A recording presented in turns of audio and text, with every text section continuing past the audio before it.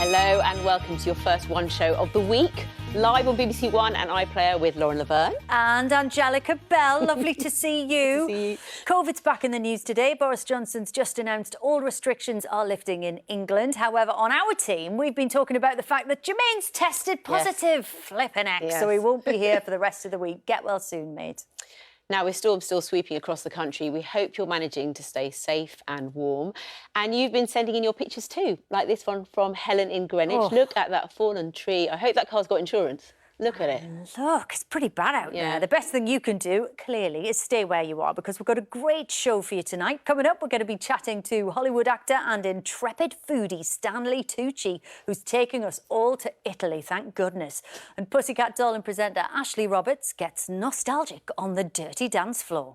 Plus, we're launching the One Show's Red Nose and Spoon Race for comic relief. It's a good one this year, and we're excited to tell you more about it later on in the show. Yes, can't wait. We're going to start with something equally exciting, though. Just a couple of hours ago, the victorious women's curling team landed at Heathrow Airport following their spectacular performance in Beijing. Now, they brought back Team GB's only gold medal from the Winter Olympics. There they are, look at that, celebrating. And they've hot-footed it straight here to the One Show studio for an exclusive Heroes Welcome. Let's say hello to Hayley Duff, Vicky Wright, Jen Dodds, Millie Smith and the captain of the team, Eve Muirhead. Guys, welcome, congratulations. Those medals gleaming. Are they getting heavy yet? Yeah.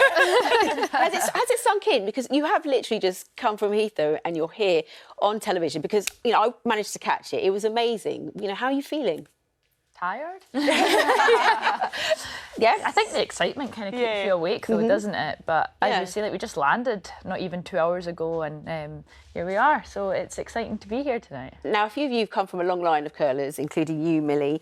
Your dad was world champion in 1991, wasn't he? What did he say when you won the gold? Oh, he was so... I don't think he could really believe it. He said that I would never believe how proud he was, and he was just so happy for me. Really looking forward to seeing him, actually. Yeah, I'm not surprised. And Vicky, from the outset of the final, I mean, you were in a really strong position. The winning score was 10-3, but was there a point where you thought, we've got this in the bag and had to contain it?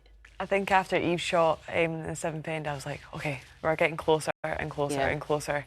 But you just never know, like, after our semi-final game, it was a complete roller coaster. But that last game there was just a phenomenal performance from all of us. We went out there, shot the lights out, and here we are. But you managed to keep your cool, and I think you're really good at that as well, because you are a nurse. Yeah. And you're going back to work next Tuesday. And I'll go... I'm excited to go back in and see everyone, but it's so surreal going back to see the girls and like, hi, got a medal, here we are. Back to work. Vicky, it'll be surreal, but not necessarily more surreal than being on the One Show with jet lag, fresh off the plane from... I was like, what is going on right now? Now, you're all making your Olympic debuts, except for you, Eve. You've been to 4 games. Hayley, I wonder how important it is to have, you know, Eve in that role as team captain. Yeah, I think it was important. I think she brought a lot to the team and really helped us, especially when we've had some tough losses. She knew exactly what we needed to kind of pick us back up and get us going again. Even before we even went out, just asking her questions about what the experience would be like was really good, and we could get a good gauge from there what we needed to do when we were out there. But Eve, you did come back from a hip operation. You went for it, got the gold. And I think when we came training with you, the One Show, we were like, we've got a good eye on them. We think they're going to do this. But what is next for you? Yeah, so I did go through hip surgery just after the Pyeongchang Olympics, and for me that was disappointing, finishing 4th. And sometimes you just don't know whether your dream of winning that gold medal will come true. And thankfully it has. There's been a lot of hard work put in between then and now, and I'm very proud of these 4 girls sitting next to me, and to stand on that podium with them, it was such a great moment. But for us, we still actually have a couple tournaments left. I think we go home and we've got the Scottish Mixed Doubles Championships, which is a bit of a come down. And then they're going to be pretty intimidated, though. I mean, come on. And then a couple Grand Slams out in Canada to finish off the season. But we're all looking forward to a long summer and I'm sure a sunny holiday as well. And obviously you're fresh or not so fresh off the plane just a second ago. Did you manage to get any sleep, Jen, on the way over? At the start, no. It was probably more disbelief. Like we were really fortunate. We got given first class, so we were kind of sitting here being like, we do not belong here. Very much do. But then yeah, we got some sleep sort of halfway through of the plane. So yeah, I'm glad we did, because coming straight here, I think if I hadn't had any sleep, I would be falling asleep here. So, but like for myself, like I started before the Olympics actually started. So I played the mixed doubles with Bruce, and I think we started 2 days before the opening ceremony started. And then with these girls, we were in the final, and that was on the last day. So Yeah. I think it was over 16 to 18 days straight of curling. So Wow. I don't even want to know how many hours I was on the ice. Do you So know I'm what? pretty You've tired all now. deserved a good rest, except Yeah, for you, just Vicky, gonna obviously. Back to work, Vicky. Congratulations, guys. Now, every year here on The One Show, we love doing our bit to support Comic Relief. You're always so generous, helping to raise millions of pounds for projects here in the UK and around the world. And following the success of The One Show's Red Nose and Spoon race last year, it's back, bigger and better than ever, isn't it, Angellica? I have been told nothing. Here's what's in store for her. This March, to raise money for Comic Relief, 2 teams will be putting their fitness to the test as they take on the Red Nose and Spoon Challenge, which is to navigate across the tough terrain of the Lake District, known for its steep climbs and hazardous weather conditions. As well as hiking and attempting to keep a nose on a spoon, each day there's an extra challenge, which could be anything from being on freezing water to being up at daring heights. Heading up the blue team is Captain Owain Wynne Evans, who's joined by Sally and Oliver. And in charge of the yellow team is Angellica Bell, with teammates Sherelle and Sean. All of them have been helped by charities supported by Comic Relief, and now they're giving back. My name's Sean, I'm 38 and I'm from Glasgow in Scotland. My wife Lynn and I were so looking forward to being first-time parents. It was at our second scan that we got given the diagnosis of spina bifida for our baby. It felt like the world had just ended at that moment. And, sorry, it just gets me. So we've been supported by a charity called Spina Bifida Hydrocephalus Scotland, and since Andrew has been born, they've been able to support us with his development. My name is Oliver. I'm 25 years old, currently living in Eastbourne. I was born profoundly deaf, and for my parents, they wanted to try and do the best, but they didn't know how to be the best parent. Elizabeth Foundation actually came to our aid and rescued us. They told my parents, we're here to help you deal with your child and make sure he has the best life. I'm Sally, I'm 44 and I live in Lauder in the Scottish Borders. After the birth of my 4th child, I noticed that I struggled with postpartum anxiety. I really struggled with the concept of leaving Poppy and putting her into nursery. I was beginning to have terrible nightmares, catastrophizing in various scenarios. I sought help from the charity, Nurture the Borders. I was offered trauma therapy, and that really was the life-changing moment for me. My name's Sherelle, and I'm 35, and I'm from North London. My childhood was very difficult. It wasn't, for me, a safe environment, a safe place for a child to feel comfortable. I had a lot of issues. Things like this can really take its toll on a person and break someone down. So the charity is Fight for Change. We use sport as a way of helping people with mental health issues, as a way to reduce violence and just help with people's general well-being. Come on! I'm really chuffed I've got Sean and Sherelle. They seem like they've already sort of had a connection. And Sherelle automatically, I think, has got that leadership role. So I might be team captain, but I think Sherelle is really going to be the keystone for our group. Oh, hello, you two. What a treat. My teammates are absolute darlings. They really want to do this. So if you really want to do something, you're going to have that drive, you're going to have that energy, which I think is going to keep us going during difficult times. For me, being able to take part in the Red Nose and Spoon race, I feel a great sense of pride. There may be heights, there may be depths, there may be water, but whatever comes, I look forward to giving it my best. What I can bring to this team would be keeping spirits up high, making sure that we work as a team well and cross the finish line together. Are we all in? Yeah. I'm so excited, but at the same time I'm very nervous of what is coming ahead. I want to show that deafness isn't a disability, it's an amazing thing. Oliver, he is just so fit, and I'm just hoping I can keep up with him. I'll probably bring that mum role a little bit and making sure that everybody's okay. The word challenge makes me go, I like a challenge. I have a feeling they're going to do something that I'm scared of. That'll be interesting to see how I cope with it on the day. The weather conditions in the Lake District can be absolutely brutal. You're going to have hailstones, you're going to have fog. It's going to be very hard going on their limbs, on their muscles. They're going to have blisters. They're going to be so tired, it's not going to be easy. For me, it's an opportunity to give back, but also the hundreds of other charities that Comic Relief supports and recognising the role that they play in changing people's lives. If we can raise a lot of money for charities, I think it can make such a big difference in people's lives. Oh, what a believe it. brilliant bunch of people. You've got a good team there. They are amazing. I can't wait to hear their stories, like I said there. But do you know what? Watching that, it's really emotional because we're going to find out about each other. But then I also got a bit scared because I didn't really think the weather would be that bad. So I'm hoping that if it Weather's not great this week, Angelica. That's bad news for you. I know. Anyway, but listen, if you would like to show your support, you can by donating £5. Just text the word NOSE to 70205. To donate £10, text NOSE to 70210.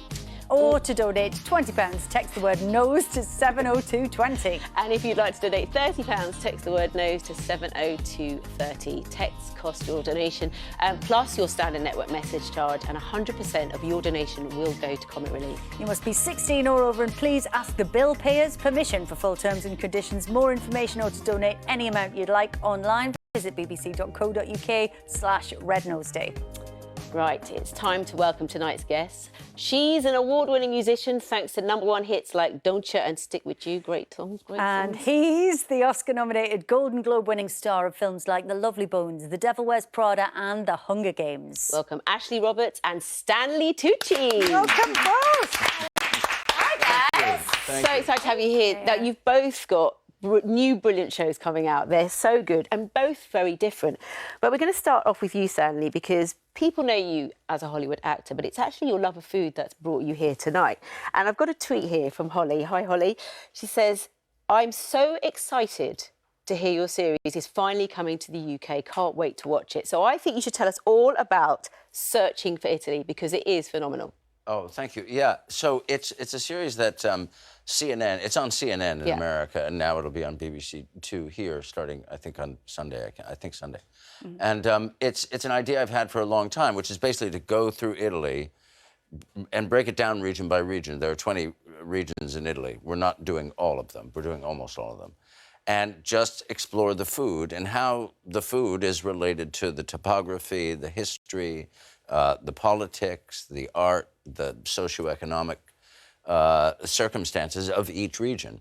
And showing, hopefully, the diversity of Italy, which it is an incredibly diverse country, because you go from about 70 miles off the coast of Africa up into the Alps, bordering with Switzerland and France. And so it's this very long, very diverse country. Diverse and, I should say, delicious. Delicious because I got a country, sneak preview and I wanted to eat this entire show. So as you say, you're touring the country, learning about the history, the culture, and most importantly, of course, the food. In the first episode, you find the original pizza, but it's not wood-fired, it's fried. Let's take a look. Fernanda is now the last of an historic lineage. E quanto deve cuocere? Oh, appena io lo so io la cottura. Segreto di famiglia. Quando si fa dorato, no? Oh, it all puffs up, doesn't it? E lì c'è il trucco.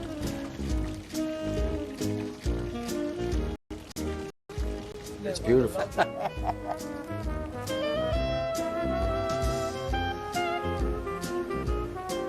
La mia vita è cambiata.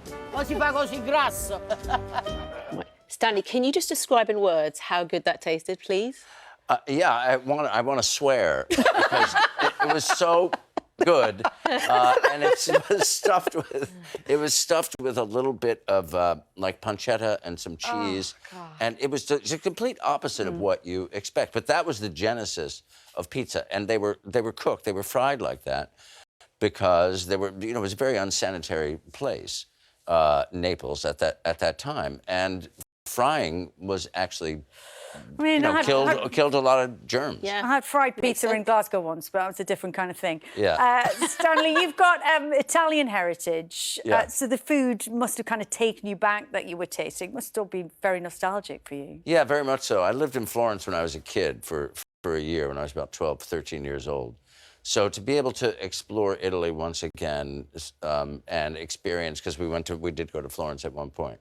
It was great, but growing up with an Italian family, I ate some of the most amazing food, and that really was the thing that sort of catapulted me into wanting to do this. Yeah, and Ashley, you know, you grew up in Arizona. I wonder if there's a dish that always takes you home.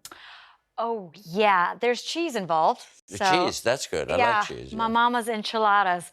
Oh yes, honey, those were delicious. We did Mexican because I'm from Arizona, which is above Mexico. Yeah. So we had like nachos and tacos and all those delicious treats. Probably not as classy as the Italian food you had over there. It was yummy. Yeah, but that's good stuff. Yeah, it was good stuff. Yeah, I like that. Now, Stanley, we know that it's been seen in America, like you said. It's bagged itself an Emmy. And travelogues are not a new thing, but what was it about yours that the world fell in love with? Well, we had a captive audience, let's face it. It was shown during lockdown. Nobody could go anywhere. So that was good for us. But I think that what it was, because people were locked down and because, you know, you were so restricted when it came to travel that people sort of lived vicariously through the show. Yeah. And it sort of was the perfect show for people who can't go anywhere. Yeah, it is. It's as good as a trip to Italy, almost. Searching for Italy starts on Sunday, BBC Two at 7:20, and the whole series is also available on BBC iPlayer. Now, in just a moment, we'll be chatting to Ashley about her homage to the iconic film Dirty Dancing. But before that, according to a recent study, children under the age of 5 are exceeding the recommended limit of screen time. But with all of us glued to our phones in lockdown, who's worse, the parents or the kids? Today, 2 brave families find out.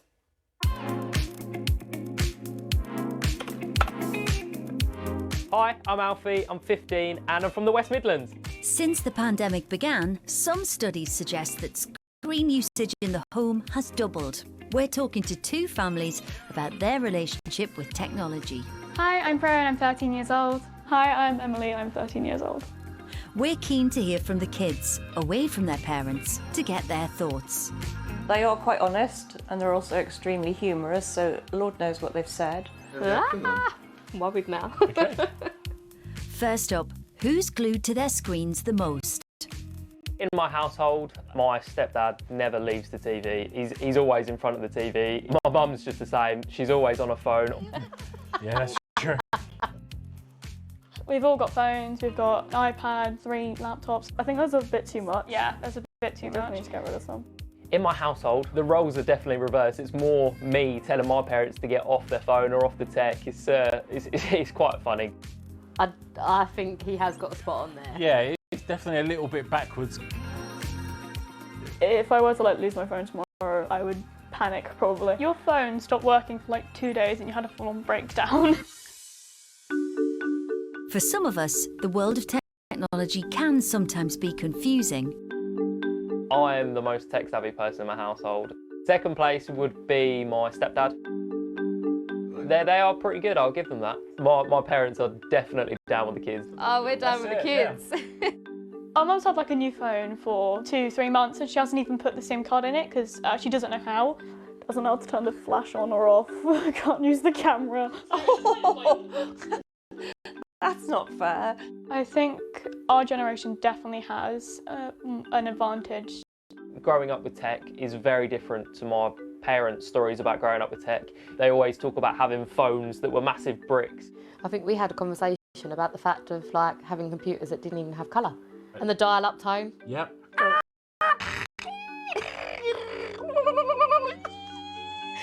You know, back in our day, you couldn't be on the phone and have the internet. If your mum picked up the phone, that was it.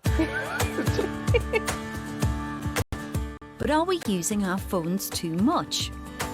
I would like to reduce my screen time, but then like, I can't really. I get up and I go on my phone. It is a bit worrying to see that Emily realises that she's on her phone too much, but she doesn't see a way of stopping herself. Technology in our household has split us up apart because we're off doing our own things in our own bedrooms, so we don't really see each other.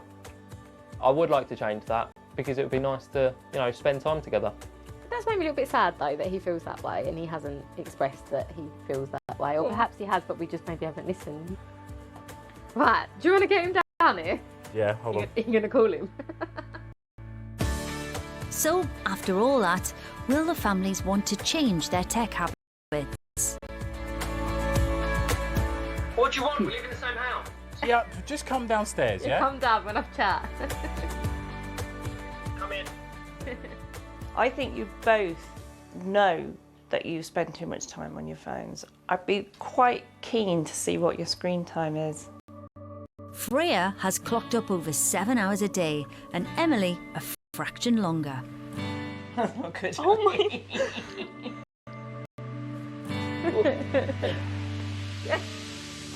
Not that bad. You are.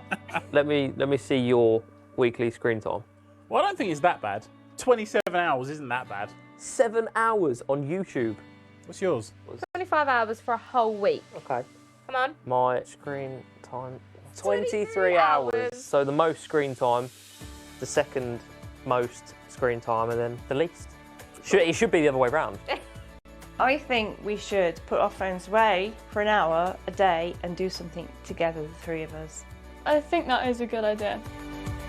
It has made us realise that perhaps we do need to have some more time just having a conversation.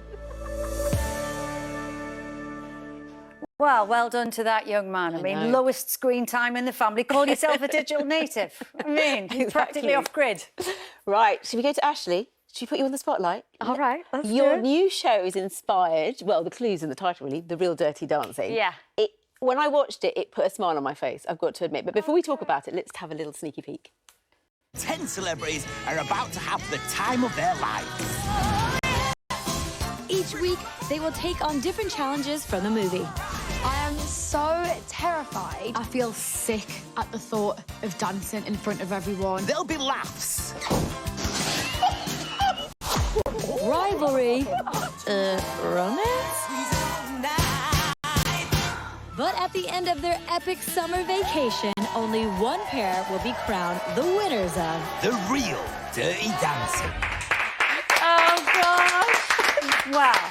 We had so much fun. I mean, you can tell everybody looks like they're having a blast. How does the show actually work? So there's 10 celebrities, 5 guys, 5 girls, and we're really looking for the best baby and Johnny. So they have to recreate different scenes from the original film that we love.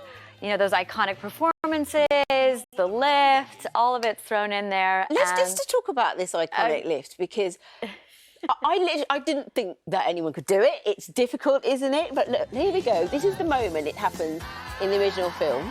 Yeah. In all its glory. And I remember seeing that as a little girl going, wow, I could never do that. But let's just talk through how difficult it is. Well, okay, if you ask me, it's very difficult. You ask Keith, who's co-hosting with me, he's like, oh, it's easy. Me and Patty have done it so many times. It's not easy. And even the celebs would say that, because it's timing, trust, momentum. I mean, you can see sometimes they kind of... Oh, saffron! Oh, God. Stanley, she's okay. She's okay, I promise. Stanley's like, what is this show? Is a miracle. Luckily, she's okay, and luckily you are, because Ashley, you did it. You executed the lift flawlessly on Strictly back in 2018. Look at my legs, though. Why didn't I cross them? They were just flying in the wind.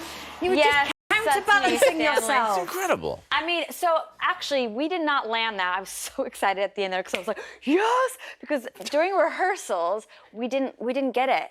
And Pasha had a shoulder injury, and he's like, it's okay, stamina will kick in, and we'll just do it. And I was like, whoa, live on telly? Dr. Spotlight gets you through anything. Yeah, the adrenaline, we just did do it. But But Stanley, you're no stranger to dancing. No, certainly not. No. Because here's a moment of you and Sheldon he does. Look at you. Oh, head back, arms. my gosh, Look at the position. No, that's not even dancing. I don't even know what that is when I'm doing that. Did you not do dance classes for that role? No, I'm sorry? No dance classes for that role? No, that was a serious question. We had lots of rehearsal. We rehearsed more than we filmed, I think. And I thought going into it that I was really going to learn how to, you know, ballroom dance. I thought, oh, wow, this is exciting. I'm really going to... No, I didn't. I learned how to do those bizarre, ridiculous routines. Whatever and that was it. You had a bit of flair. I did have flair. And I liked the outfit. Yes, thanks. I think we did a song on that soundtrack. You did? Yeah. You did, a great song. One of my favorite songs, yeah. Yeah, so no more dancing for you? No. Because only in the shower. Only in the... It's a great place Mind to you dance. slip, mind you slip. Yes. Because that's one thing that does come out in the show, is about letting yourself go, letting your inhibitions out there and just going for it. You'll see in the first episode, which airs tonight, I mean, we just chuck them right in. So, you know, but everybody was up for it. And, you know, it was a good laugh. It was a lot of fun. Everybody in it was just, you know, good vibes. So, yeah. Any dance fails that you've experienced in your career? I mean, you know, we saw the risks that the contestants are taking on the new show. You mean me in live? Yeah. Oh yeah, all the time, hon. Yeah, actually one time, I mean, I'm so clumsy. One time though, I was on stage and I actually got my leg wrapped in the cables of the speaker and actually fell down and physically had to sit there and just sing and try to get my ankle out, which was not cute. But you see, it happens. Anne-Marie just, you know, felt the Brits. Beyonce's fell down some stairs. Yeah. You know, the show must go on. It's all about how you get back up, right? No, exactly. Yeah. Great show. Thank you. Now, The Real Dirty Dancing starts tonight on E4 at 9 o'clock. We were talking about food earlier, Stanley, and I've got to ask you this. We heard that your pal Colin Firth is a big fan of your cooking and that you pretty much couldn't get rid of him when you were filming together on the movie Supernova. He was over at your cabin every night. Yeah, every night. I know, and I changed the locks and everything, but he kept coming over. No, we were, yeah, we made this really lovely movie a couple of years ago, and you know, we've been friends for many years, and where we stayed up in the Lake District, and we had these cabins that were sort of next to each other, or holiday, what do you call them? A holiday camp? Little holiday cabin. Something, yeah, what a cabin, thing, yeah. And so he was, and I love to cook, so, and there was nowhere really to go and eat, so I'd cook, and he'd just come over and have dinner. Did he reciprocate at any point? At one point, he said, I have a shepherd's pie that I made. And this was like one of the first nights. And I was like, well, I already made something. You know, I said, so just come over and then we can, you know. And he put it in the freezer and it stayed there for 6 weeks. Oh, bless you. He tried. Lots of excitement about both your shows on Twitter, but this is for you, Stanley. Sam says, I'm extremely excited to watch this Stanley Tucci searching for Italy now, not least because I'm incredibly jealous. There you go. Well, that's your lot for tonight. Thanks to Stanley and Ashley, and congratulations again to Team GB Curling Team. They've been I'll brilliant. be back tomorrow with Killing Eve star Fiona Shaw, plus her co-star Sandra Oh will also be here revealing what it's like to lend her voice to the big new Disney film, and Tyler Perry and Brendan O'Carroll too. We'll see you then. See you then. Bye.